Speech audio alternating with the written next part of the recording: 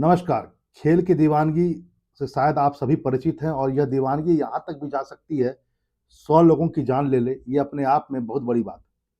बात है football match का, एक फुटबॉल मैच चल रहा था और एक अफ़रा-तफ़री हुई और उस अफ़रा-तफ़री में 100 से ज़्यादा लोगों की जान गई। वैसे फुटबॉल एक मसल गेम है, कई बार 2 टीमें आपस में ही लड़ जाती हैं, लेकिन यहाँ पर कुछ ऐसा हुआ कि अंपायर के निर्णय के विरुद्ध वहाँ पर कुछ लोगों ने मतलब बैठे हुए कुछ लोगों ने सीधा-सीधी फील्ड में उतर गए और ऐसा हुड़दंग मचाया कि 100 से ज़्यादा लोग मारे गए। यहाँ पर मैं घायलों की बात नहीं कर रहा हूँ, जी हाँ, मारे गए। और यह कहीं और नहीं हुआ है, यह हुआ है गिनी में। गिनी आप देख सकते हैं, यहाँ पर गिनी है ईस्टर्न, यदि मैं कहूँ अफ्रीकन कॉन्टिनेंट का एक छोटा-सा देश है और यदि इसको ज़ूम किया जाए तो आप देख सकते हैं गिनी यहाँ पर आपको पड़ेगा, ये गिनी है और गिनी की राजधानी है कोनोक्रे। यह एक साइड में गिनी बिसाऊ, सेनेगल, माली, आइवरी कोस्ट, लाइबेरिया और सेरा लियोन से घिरा हुआ यह देश है। इसके दूसरा सबसे बड़ा जो शहर है, यदि मैं उसकी बात करूँ, ये सारा घटना वहीं पर हुआ है, इस दूसरे सबसे बड़े शहर में, जिसका नाम है एनजेरेकोरे। एनजेरेकोरे ये शहर है, इसकी आबादी मानी जाती है कि लगभग इस आबादी 2 लाख की आबादी है और 2 लाख की आबादी वाले देश में यदि 100 लोग एक ही मैच में मारे जाएँ, तो आप सोच सकते हैं कितनी बड़ी घटना है। ये कोई भारतीय शहर की बात नहीं की जा रही है। यहाँ पर यह भी हुआ कि एनजोरेकेरे के जो पुलिस स्टेशन है, वहाँ पर तोड़-फोड़ भी की गई और आग के हवाले कर दिया गया पूरा का पूरा उस पुलिस स्टेशन को। रेफरी, जैसा कि मैंने कहा कि लोग रेफरी के निर्णय को नाखुश थे और वो पिच पर आ गए, यानी कि फील्ड पर आ गए और गुस्साए प्रदर्शनकारियों ने ज़बरदस्त तोड़-फोड़ की, अंदर भी और बाहर भी।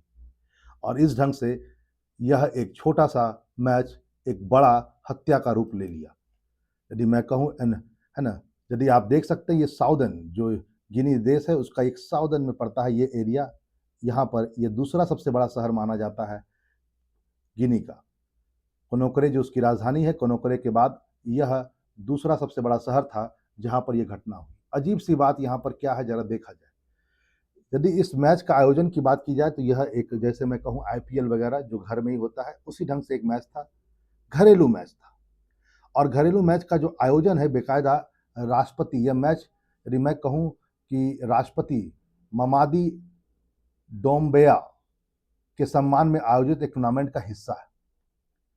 ये डोम्बेया कोई और नहीं है, बेसिकली इन्होंने इस मैच की शुरुआत 2021 में की। अपने आप को सत्ता में आने के बाद से ही लगातार ये मैच की आयोजन करते जा रहे हैं। लोग मानते हैं कि यह बस बाकायदा एक तरह से उनकी पॉपुलैरिटी को बढ़ाने का एक हिस्सा के रूप में देखा गया है।